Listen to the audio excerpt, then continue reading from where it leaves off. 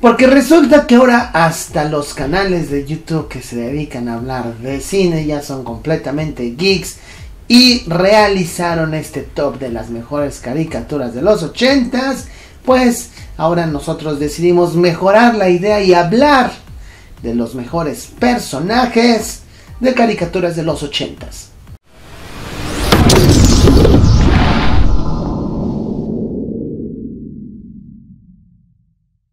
¿Qué tal amigos de Reina Geek? Bienvenidos a este su canal, Foro Abierto, donde platicamos acerca de temas como cómics, videojuegos, anime, manga, cultura pop en general. Los saludo a su amigo KenJim152, estamos aquí ya más que listos para platicar de estos temas que nos fascinan tanto. Nuestra queridísima Gaby Mesa con Z realizó un top donde se puso a platicar acerca de las caricaturas más populares de los 80s, realizando su top. Sin embargo, pareciera que Mr. Tache le ayudó a hacer ese guión porque nos dijo que existía una caricatura que se llama Los Verdaderos, los originales Cazafantasmas y los reales Cazafantasmas. Y bueno, tenemos que decirle a la señorita Mesa que no solamente no es muy geek que digamos, sino que habemos personas que vivimos esa época, por lo cual decidimos adentrarnos más. Y es que nosotros no solo conocemos esas caricaturas por todos los tops que hay en internet o en YouTube, sino que nosotros las veíamos todos los días después de las 3 de la tarde en el Canal 5. Y decidimos hacer una selección de los mejores personajes de dichas caricaturas y de las caricaturas más interesantes. Pero para hablar de las caricaturas de los 80s, tenemos que contextualizar un poco el tiempo en el que vivíamos. Los 80s eran los momentos tal vez más activos de la última etapa de la Guerra Fría. Eran tiempos muy violentos, ya que la cultura armamentista o la cultura de la guerra era indispensable para el control mundial, para todos los gobiernos de todo el planeta. Y esto evidentemente se transmitía o logró filtrarse a la televisión y a la influencia para con los niños. En las caricaturas, nosotros teníamos caricaturas como G.I. Joe, que era un producto única y exclusivamente para promocionar al ejército de los Estados Unidos. Teníamos caricaturas como los Transformers, que eran vehículos que lo único que intentaban hacer era tener este conflicto militar interespacial, ¿no? A nivel espacio exterior. Y así podríamos seguir. Básicamente las caricaturas de los 80s nos presentaban a personajes o que tenían que sobrevivir de la extinción de su raza, o que pretendían conquistar otras razas, o personajes que estaban en una guerra, en un conflicto militar, que a lo mejor no eran muy claras las razones de por qué existía, pero pues tenían que estarse peleando todo el tiempo. Y de ahí salen, la verdad es que historias muy genéricas, pareciera que todas son lo mismo, y de hecho muchos de los programas de televisión que se crearon en los 80s vienen de líneas de juguetes que habían sido creadas antes de la caricatura, y la caricatura literal era un comercial con comerciales extras para promocionar estos juguetes y poder maximizar las ventas con los niños muchísimo más. Pero bueno, empecemos. En los años 80, específicamente en el año de 1983, Filmation nos regalaba esta super caricatura que tenía un toque bárbaro. Yo me imagino que Mattel, al crear estos personajes, estos juguetes, se basó en el éxito de Thundarr el Bárbaro, que era una de las películas más famosas de aquellos años. Y allí en esos años estaba muy metida en la onda de que los personajes tienen que ser así súper musculosos, súper fuertotes, ¿no? Y nos regalan a He-Man y los Amos del Universo.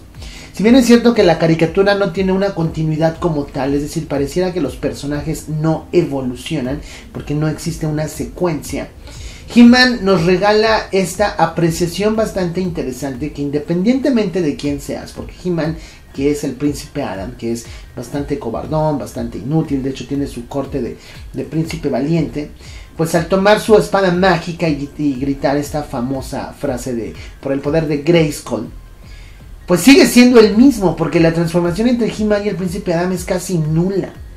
Lo único que cambia es el tono de su piel. De hecho, He-Man era una caricatura bastante inclusiva, porque el príncipe Adam es completamente rubio y He-Man parece ser un poco más moreno. Pero ¿qué es lo que representa el poder de Grayskull? El poder de Grayskull jamás te explican. Sí te dicen que es una espada mágica, que puedes hacer algo con ella, pero jamás te explican los orígenes de Grayskull. Y tú puedes entender como niño que los poderes de Grayskull pueden ser cualquier cosa que tú utilices para ser mejor. Pueden ser tus estudios, pueden ser tu espíritu, puede ser tus ganas de competir, tu espíritu de pelea, no lo sé. El poder de Grayskull es cualquier cosa que pueda utilizar un niño, tomarlo y convertirse en alguien imparable como es He-Man. El éxito de la serie fue indescriptible para esos años y se emuló para regalarnos a She-Ra, la princesa del poder, en el año de 1985, emulando exactamente la misma fórmula pero para las niñas, diciendo por el poder de la Torre de Cristal, si no me equivoco. No recuerdo realmente algunos episodios tan épicos de He-Man, más allá de que He-Man venía del planeta Tierra y sus padres se estrellaron en el planeta Tierra y su madre siempre supo que el príncipe Adam era He-Man, es decir, para ella no existía esta identidad secreta y no solamente fue uno de los cartoons, de las caricaturas más interesantes de los 80, sino que era un placer ver el tremendo número de personajes que podíamos encontrar en esta serie de juguetes de Mattel. Y bueno, sigamos. Como les dije, los personajes parecieran ser bastante unidimensionales. Yo creo que esto tiene que ver con que estas caricaturas tienen que ser transmitidas en Estados Unidos por la televisión pública, y existe este sindicato, institución que se encarga de supervisar de que se encargaba de supervisar que las caricaturas fueran amigables tanto para la familia como para los niños. Entonces se tendía a bajar bastante el tono, por lo menos al principio de los 80s, y es ahí donde tenemos a las Teenage Mutant Ninja Turtles, que en el año de 1987 nos regalan su primera adaptación animada a una caricatura. Si bien es cierto que las tortugas son bastante similares, no hay una gran diferencia entre ellas.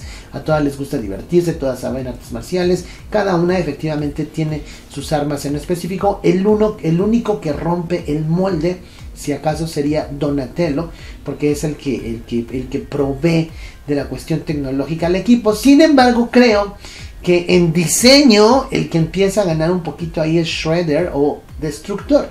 Destructor era el villano a vencer en las Tortugas Ninja, y a pesar de que en sí nunca logra ganarles a los adolescentes mutantes favoritos de todos nosotros, Destructor sí se metía unos entres con las tortugas y con el mismísimo Splinter. Es decir, a diferencia de personajes tal vez como Skeletor en He-Man y muchos otros villanos,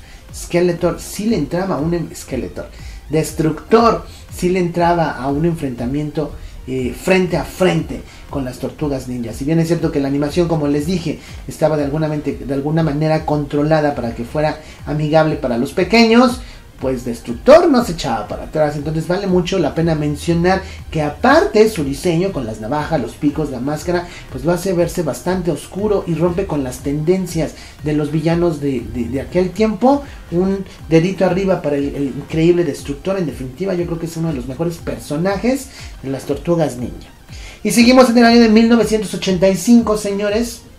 Esta serie que nos regala a una raza en peligro de extinción, llegando al tercer planeta. Esta raza felina conocida como los Thundercats, los felinos cósmicos. Los Thundercats es una de las series más populares de los años 80. Nos narraba las aventuras de Leono, o Lion-O en inglés, siendo como el líder de esta raza que está en peligro de extinción. Una caricatura que tiene una gran influencia de Star Wars, ya que el mentor de Leono, Yaga, se aparece como espíritu y le va dando lecciones a Leono para que crezca. Leono es un pequeño de más o menos 8 o 10 años que no funciona perfectamente bien su sueño criogénico y su cuerpo evoluciona, pero él mentalmente es bastante pequeño. Ellos, al llegar al tercer planeta, tienen que intentar establecerse, intentar sobrevivir y crear lo que se conocía como la nueva Tondera.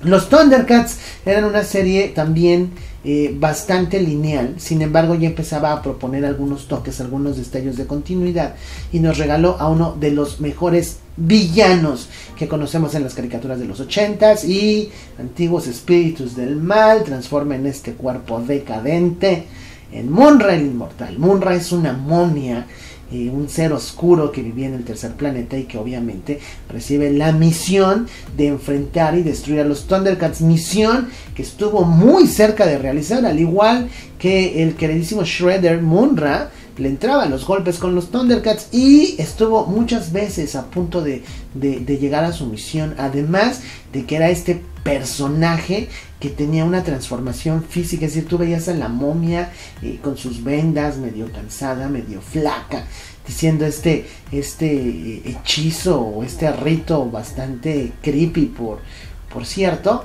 y logra obtener estos poderes. También cabe mencionar que Munra ha sido bastante importante en la conclusión que los Thundercats han tenido en los cómics. Entonces, en definitiva, Munra es uno de los personajes más interesantes dentro del canon de los Thundercats. Ahora, los Thundercats nos regalaba personajes que tenían cada uno una habilidad en específico. Sin embargo, yo creo que eran estos tantos personajes que era imposible desarrollarlos muy a fondo, por lo menos a cada uno. Sin embargo, hay un personaje que se encargaba del desarrollo de la tecnología de los Thundercats y es el queridísimo Pantro. Si los Thundercats tenían un cubil felino donde podían planear todas sus aventuras, es porque Pantro lo diseña. Si los Thundercats tenían un tanque felino para escapar o para defenderse en sus misiones, era porque Pantro lo había diseñado. De hecho, me pregunto por qué Pantro no fue realmente el líder de los Thundercats. Y aquí lo más interesante es que Pantro empieza a romper los estereotipos que nos regalaban las caricaturas de los 80s. Es decir, en los 80s podías ser físicamente bastante efectivo, podías conocer artes marciales, pero no podías ser inteligente. Y si eras inteligente, físicamente no eras capaz. Pantro cumple perfectamente bien con estas dos características. Es muy buen peleador, lo recordarán con sus chacos. De hecho, muchas de las misiones dependían en que Pantro llegara a salvar al grupo de los Thundercats. Y no es nada tonto, es un ingeniero bastante capaz. En definitiva, para mí, Pantro es el personaje más interesante que nos regalan los felinos cósmicos. Después de los Thundercats, en el año de 1981, por eso voy a mencionar esta serie, conocemos a Thundar el Bárbaro. Si bien es cierto que Thundar el Bárbaro no nos regalaba esta secuencia, no nos regalaba este crecimiento del personaje, nos regalaba un mundo bastante interesante. Se supone que en el futuro pasó un cometa entre la Tierra y la Luna, destrozando la Luna en dos pedazos y ocasionando que por lo menos la gravedad de este planeta fuera alterada, lo que ocasionó a que criaturas oscuras, magos, salieran de su escondite e intentaran tomar el control de la serie. Y es ahí donde conocemos a Thundar, que por cierto tiene una espada de luz o una espada de fuego, muy similar a lo que es Star Wars, y acompañado por sus dos personajes, que no recordaba yo sus nombres, pero aquí los apunté. Ukla el Mok. Ukla era una copia de Chewbacca, nada más gruñía, era bastante efectivo. Y la princesa Ariel, que cabe mencionar que estos personajes solían ayudar a Thundar bastante efectivamente, es decir, no eran nada más de relleno, sino que hacían un buen equipo. Vale la pena que le den una ojeada y que chequen Thundar el Bárbaro. Es una caricatura de la cual no se habla mucho, pero que en definitiva es muy interesante y es de lo mejor que podemos encontrar en los 80. Y bueno, después de Thundar tengo aquí a Bravestar del año de 1987.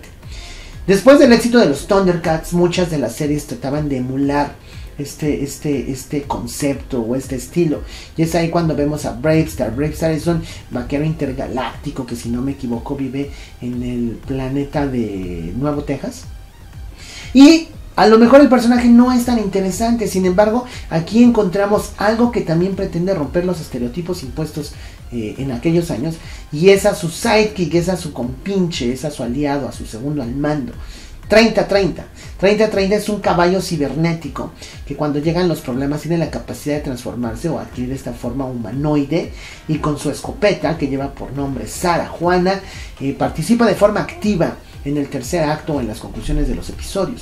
Todos los personajes de los 80s tenían compinches, todos tenían sidekicks, pero ninguno tenía un rol tan activo como 30-30. Inclusive el mismísimo Robin, o tal vez personajes principales como Aquaman en la serie de los Superamigos en aquellos tiempos, se perdían dentro de la trama y lo único que hacían era engrandecer al héroe, porque ellos se ven pequeños y obviamente es ahí cuando puedes ver las capacidades reales del héroe. Pero 30-30 le entraba, disparaba, decía y hacía todo lo que podía hacer dentro del episodio para ayudarle a Bravestar. En definitiva, bien por tratar de demostrar que ser un personaje secundario no significa que tengas que ser ridículo. Bravestar y 3030 son unas de las cosas más interesantes que las caricaturas en los 80 nos podrían ofrecer. Y bueno, sigamos. A lo mejor sacamos este video sin ningún corte, esto está bastante interesante.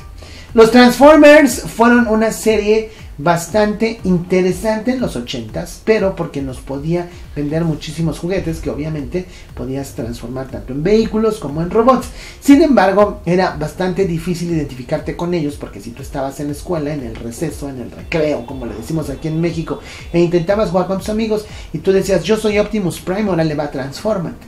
Era difícil incorporar a los Transformers a tu forma de jugar para con tus amigos si no tenías los juguetes. Y si tenías los juguetes y los llevabas a la escuela, por lo menos aquí en México se te iban a perder, ¿no? Pero existió otra serie que se estrenó en el año de 1985 con 75 episodios y fue la serie de Mask. Mask era esta serie que nos ponía vehículos que se podían transformar en otro vehículo. Entonces teníamos, por ejemplo, un Mustang que se transformaba en un avión. Teníamos un helicóptero que se transformaba en un Jeep, o un Jeep que se transformaba en helicóptero. Y resulta que Mask es un acrónimo, y ahora sé que significa Mobile Armored Strike Command.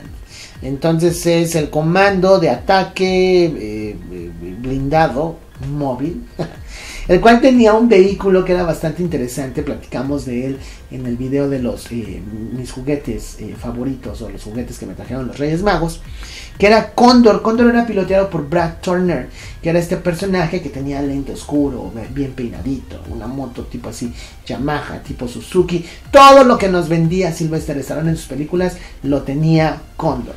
Y lo más interesante es que si tú tenías una bicicleta y salías a andar en bicicleta con tus amigos, tú podías decir que tú estabas piloteando a Cóndor. En definitiva, Cóndor es uno de los personajes más interesantes y visualmente mejor diseñados de las caricaturas de los 80s. Y bueno, sigamos. Y aquí es donde ay, Gaby Mesa.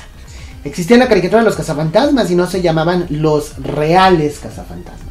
Eran los verdaderos cazafantasmas. Caricatura que se estrenó en el año de 1986, solamente 2 años después del estreno de la película, con 140 episodios. La caricatura de los cazafantasmas fue una caricatura muy, pero muy madura, por lo menos en su primera temporada. Los cazafantasmas se enfrentaron a demonios, se enfrentaron a seres míticos de la literatura de horror como Cthulhu, ¿no? Y la serie nos permitió explorar algunas cosas que nunca se exploraron dentro de las películas. Y una de ellas es el personaje y origen de Egon Spengler.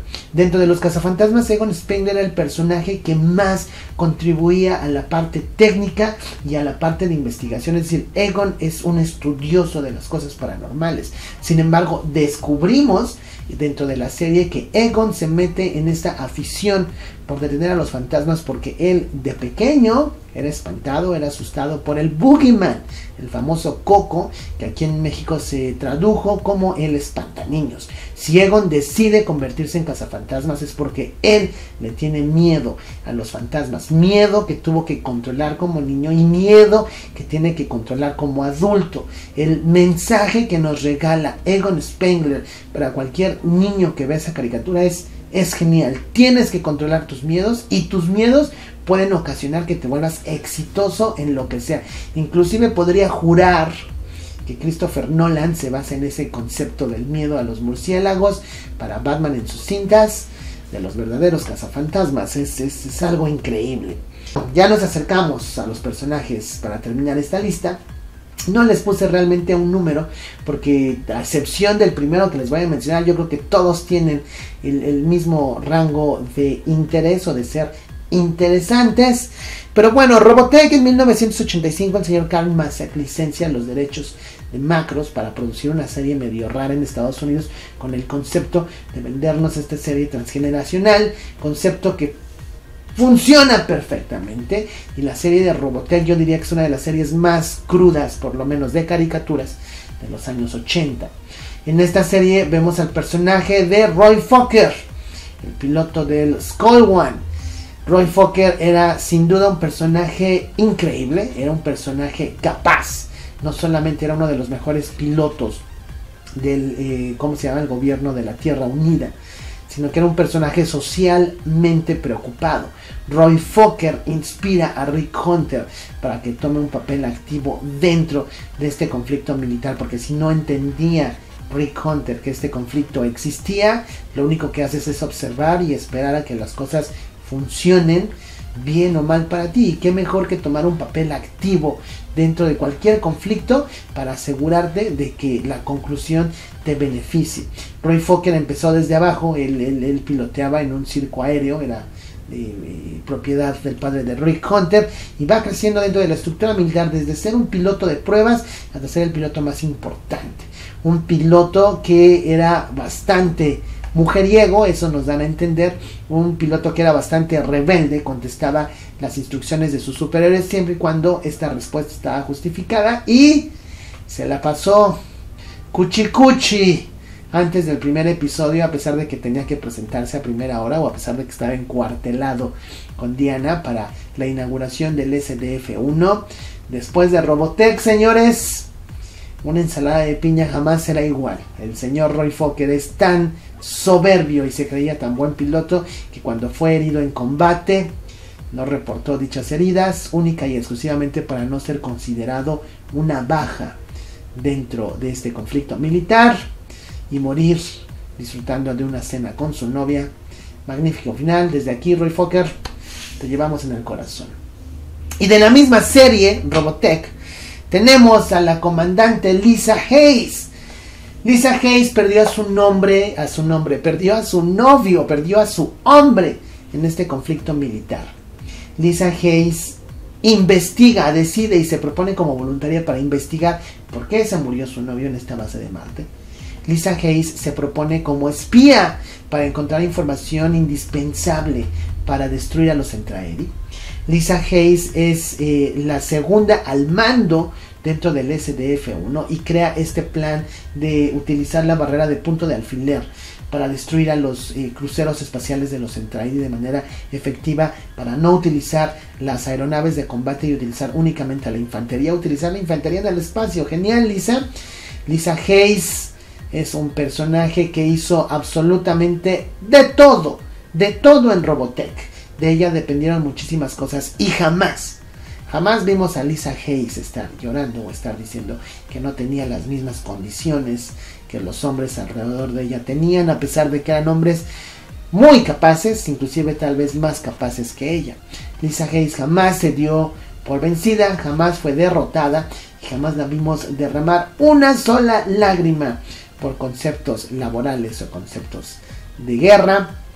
Inclusive en su derrota más importante, que fue darse cuenta que no tenía el amor de Rick Hunter porque competía con una actriz de cine y cantante de lo más popular en Ciudad Macros, va y se le pone enfrente a este hombre, enfrente de su novia en su casa, y le dice: Rick, te amo.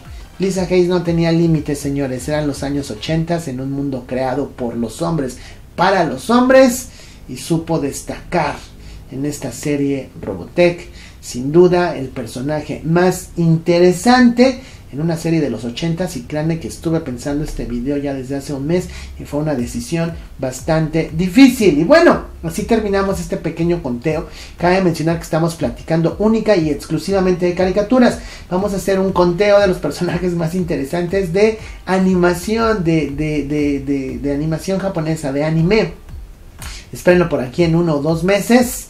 ¿Están de acuerdo con que estos son los personajes más interesantes de las caricaturas que vimos en los 80? ¿Les gustó el video? Un pulgar arriba, ¿no les gustó? Un pulgar abajo. Comentarios aquí abajo en la caja de comentarios. Ustedes platíquenme qué personajes son los que consideran que son los más interesantes. Y Ken Jim 152 les pide que por favor no dejemos de geekear, porque el mundo se va a acabar si seguimos permitiendo que personas que ni siquiera vieron esas caricaturas nos sigan diciendo cuál sería el top de las mejores caricaturas de los 80s. Ken Jim 152 les envía un abrazo. Nos vemos aquí en la próxima. Hasta luego.